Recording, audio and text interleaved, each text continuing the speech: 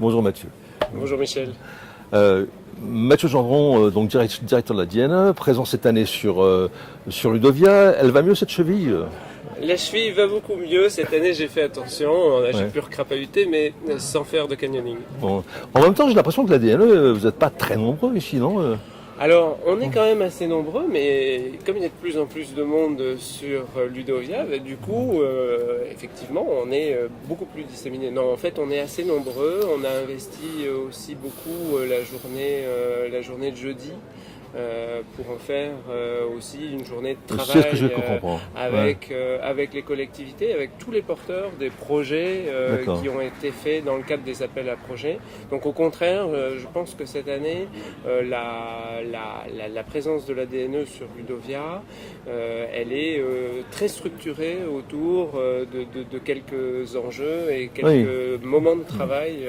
J'ai vu passer, notamment de Pascal Montrol qui pour la préparation de cette journée demain. Les dames ne sont pas invitées, là, il n'y a pas de rassemblement prévu? Alors, j'en ai croisé un certain nombre, mais on n'a pas un rassemblement exhaustif des DAN et des DSI.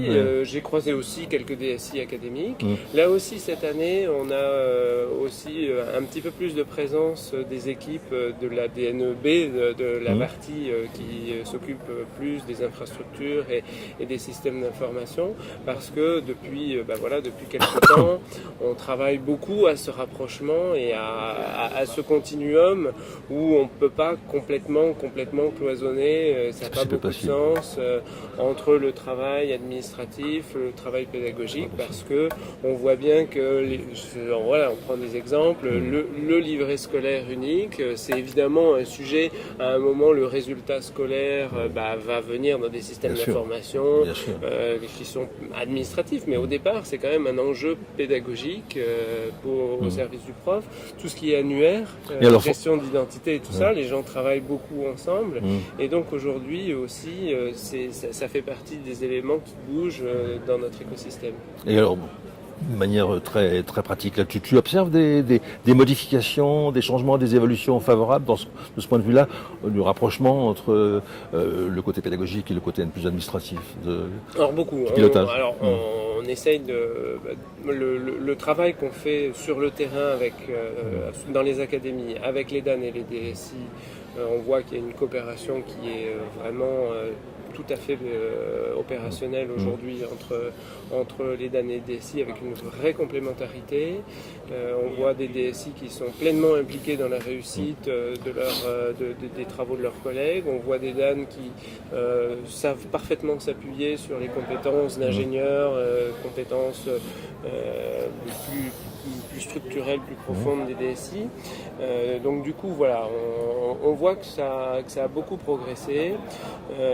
On voit aussi, ce qu'on voit aussi aujourd'hui, et c'est un travail qui est beaucoup apparu, on travaille avec les chefs d'établissement, on a des groupes de travail avec eux.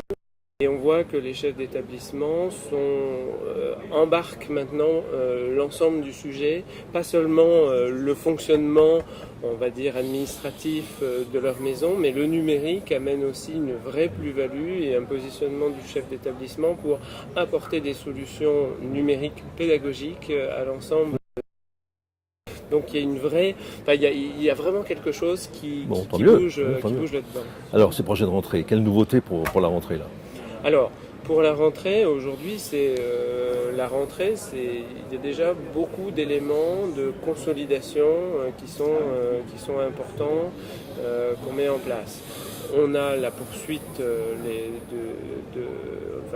la mise en œuvre des appels à projets 2016-2017, donc la poursuite là-dedans qui va se concrétiser à partir de la rentrée avec des nouveaux déploiements. On est arrivé finalement à sélectionner maintenant, à embarquer 50% des collèges publics dans le plan numérique, et toujours dans cet esprit d'un volontariat des établissements pour qu'il y ait un projet pédagogique qui soit derrière, qu'on ne soit pas juste là en train d'embarquer du matériel. On a aussi, à la fin de l'année dernière, achevé complètement tout le travail sur les banques de ressources numériques, celles qui avaient été mises en œuvre au cours de l'année. Donc elles ont atteint 100% de leur contenu. Maintenant, il faut qu'on touche 100% de la cible. Donc on a retravaillé la communication autour de ces banques de ressources qui, quand même, je le rappelle, permettent à 100% des enseignants de mettre à disposition ces ressources numériques de leurs élèves depuis le CM1 jusqu'à la 3e pour couvrir l'ensemble du programme. Donc c'est quand même quelque chose d'extrêmement intéressant.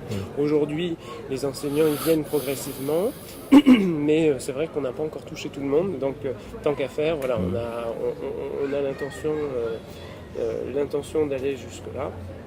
Donc voilà, on a ces aspects de consolidation qui sont assez forts. On poursuit beaucoup les travaux sur EduTech.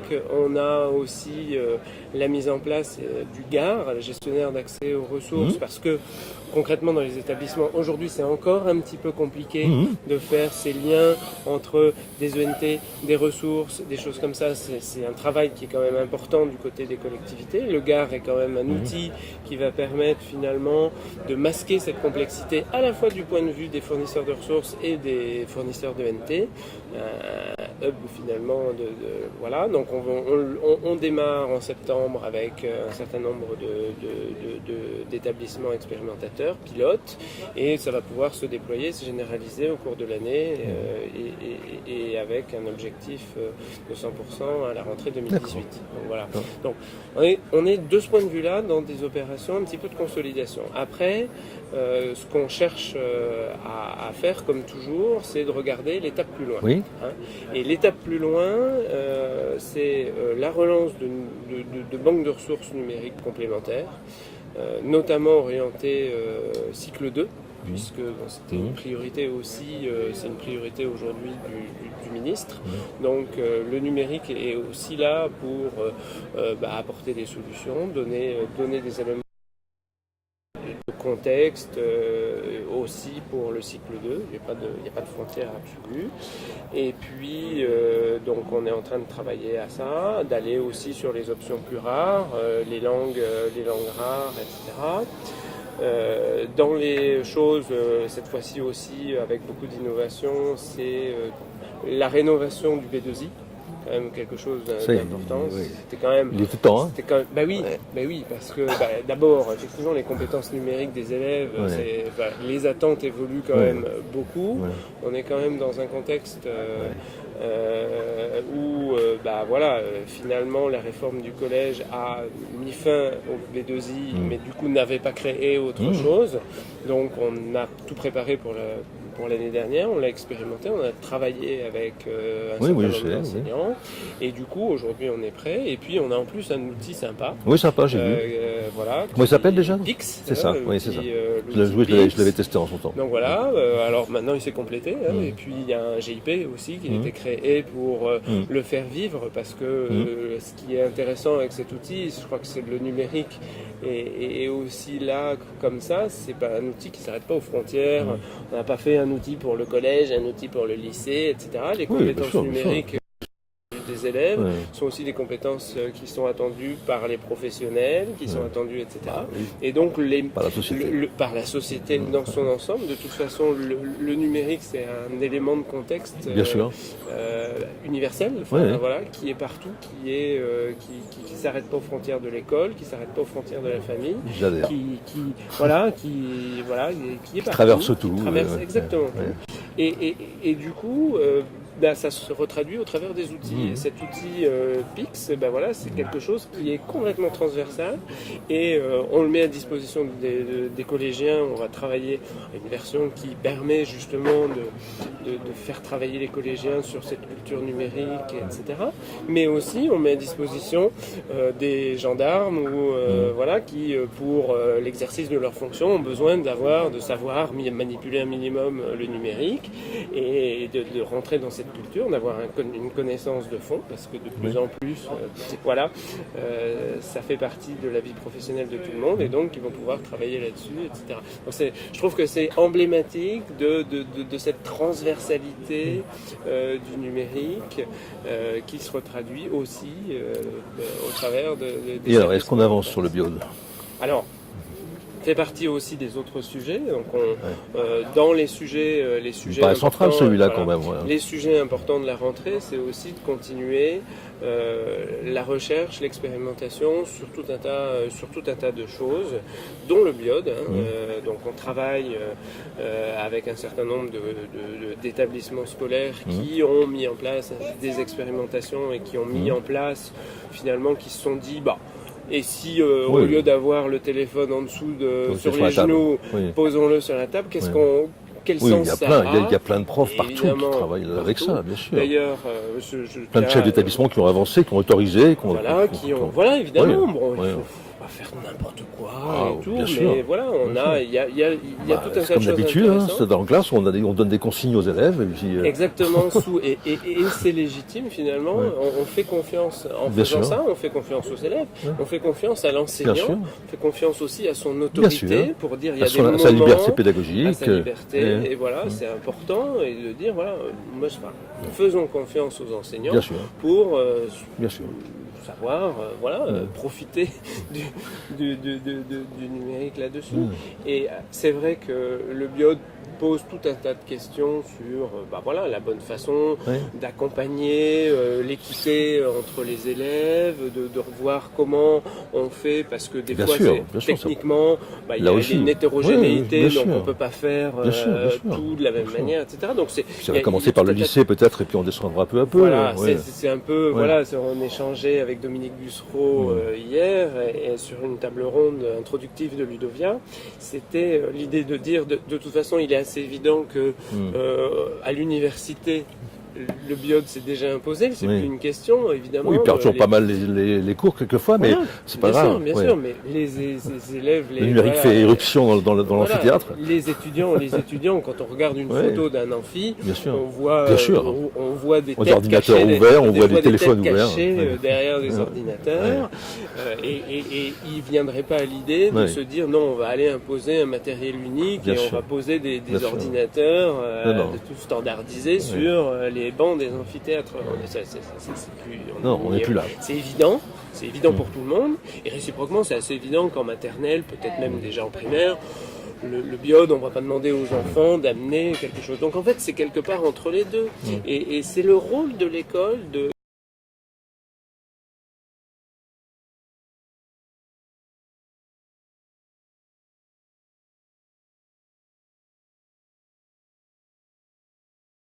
souvent de cette idée d'élève augmenté. Mais en fait, au fond, aujourd'hui, l'élève, il n'est pas... il vit avec son environnement numérique, et c'est normal on ne va pas lui demander de venir nu à l'école, il vit avec ses vêtements, évidemment, donc on le prend tel quel, et l'outil numérique est devenu, c'est plus un outil, c'est un élément de son corps quasiment, c'est corporel, et donc du coup il faut lui apprendre, l'accompagner, le faire vivre complètement sans finalement lui enlever cet élément, avec les avantages et les inconvénients que ça a, peu importe, c'est pas le sujet, c'est sa vie, c'est sa façon d'être. Une dernière question peut-être, j'ai cru comprendre que tu as pris l'initiative de solliciter les affaires juridiques du ministère pour faire changer ce fameux article du Code de l'éducation qui embête tout le monde. Alors, faire changer cet article, c'est compliqué. L'article en question, c'est ça dépend pas du législateur, en fait. Voilà, si. Alors, le législateur, dans une perspective de précaution, de principe de précaution, notamment du point de vue de la santé. Oui, j'avais compris. C'était une loi qui était très orientée santé vis-à-vis des ondes, a effectivement interdit l'usage des téléphones portables, c'est au niveau législatif, dans les écoles et dans les collèges. Des téléphones. Oui, je sais. Voilà. Donc, ça reste d'actualité, le législateur et le législateur. Alors, à l'époque, le Wi-Fi n'était pas forcément, on parlait des ondes beaucoup plus 2G, 3G, etc. Les technologies ont beaucoup évolué. Par ailleurs, les téléphones ne sont plus des téléphones. D'abord, les téléphones, sont plus des téléphones. Pour l'essentiel. Donc il y a beaucoup de fonctions du téléphone qui sont... on a une calculatrice dans un téléphone. Bien sûr, on a un appareil photo. On a un appareil photo, on a beaucoup de choses. Caméra, donc ça fait partie des choses d'ailleurs en termes d'interprétation de la loi. Une des questions qu'on a posées à la direction des affaires juridiques, c'était quelle marge d'interprétation, c'est-à-dire est-ce que, en étant rigoureux dans l'application de la loi, un smartphone... si on n'utilise pas ou si on en mode avion typiquement la partie communication téléphonique, est-ce que l'interdiction vaut T'as pas de réponse pour l'instant. À ce stade, on y réfléchit, on y travaille avec la direction des affaires juridiques, d'autant plus que quoi qu'on en dise, on sait bien que la pratique, et on voit bien sur le terrain, une tolérance. Oui, certes, mais bon, c'est comment ça se passe aussi. Il y a des tas de gens qui s'abritent derrière ce genre de choses pour interdire sans se poser de questions. Voilà, pour ne pas faire. Après, nous, on est dans une position où, certes, cet article nous paraît un petit peu obsolète. D'autant plus que, à nouveau, si d'un point de vue de la santé, les ondes électromagnétiques dégagées par les mobiles ont pu être à un moment élevé, notamment dans la 2G, dans les canaux 900 MHz, etc. Aujourd'hui, la 3G est beaucoup moins puissante, la 4G l'est encore moins. Oui, c'est ça, oui. On est passé à des bandes de fréquences qui sont moins problématiques là-dessus. On y a travaillé, du coup, on a échangé avec les opérateurs, et puis avec l'ANSES, et l'ANSES qui avait fait un rapport justement sur les ondes. Le Wi-Fi lui-même est beaucoup moins problématique aussi d'un point de vue des sondes. Donc le contexte qui était certainement un contexte de précaution au moment où la loi a été prise a légèrement évolué. Donc il s'agit peut-être de réinterroger à un moment ou à un autre, au moment où d'abord le pouvoir politique souhaitera le faire, réinterroger l'opportunité de ce dispositif, sachant que s'il n'est pas abrogé, on arrive quand même à travailler aujourd'hui, puisque Biode, ça recouvre, c'est le fait d'apporter son propre matériel. On peut, une tablette, c'est pas un téléphone, ou un ordinateur portable, c'est pas un téléphone. Donc on peut faire tout un tas de choses dans tout un tas de circonstances et voilà. Un grand merci, Mathieu. Bon Ludovia, à toi et à ton équipe. Écoute, c'est vraiment chouette, Ludovia. Moi, j'apprécie. En fait, c'est un moment qui est privilégié parce que finalement, sur un tout petit périmètre, on a vraiment tout le noyau de ceux qui agissent dans le numérique, éducatif. Donc, on passe d'un acteur à un autre et en très peu de temps, on rencontre tous les gens avec qui on aime travailler et avec qui on a envie de travailler toute l'année. Donc c'est un grand plaisir. Merci beaucoup. À bientôt. À bientôt.